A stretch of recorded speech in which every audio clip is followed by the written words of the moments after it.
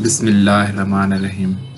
السلام علیکم دوستو، میں ہوں علی رضا اور آپ دیکھ رہے ہیں روح انسان۔ آج کا ہمارا ٹاپک ہے ایک دفعہ امام علی علیہ السلام کی خدمت میں ایک شخص آیا اور دست ادب کو جوڑ کر عرض کرنے لگا، یا علی، عید قربانی کے دن جو جانور ہم قربان کرتے ہیں اگر ان کا گوشت ہم قریبوں میں تقسیم نہ کریں اور اپنے گھر والوں کے لیے اور اپنے لیے رکھ دیں تو کیا یہ گناہ ہے؟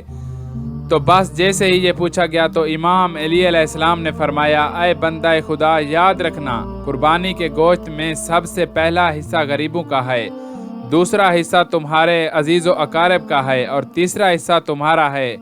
یاد رکھنا جو انسان غریبوں کا حصہ کھا لے وہ ایسے ہے جیسے کوئی غریبوں کا حق کھاتا ہے، اور اللہ غریبوں کا حق کھانے والے پہ لعنت کرتا ہے، اور جو انسان رشتہ داروں کا حصہ کھا جاتا ہے وہ ایسا ہے جیسے وہ رشتہ داروں سے دغا کرتا ہے، اور اللہ ایسے انسان پہ رحمتیں اور اپنا فضل بند کر دیتا ہے۔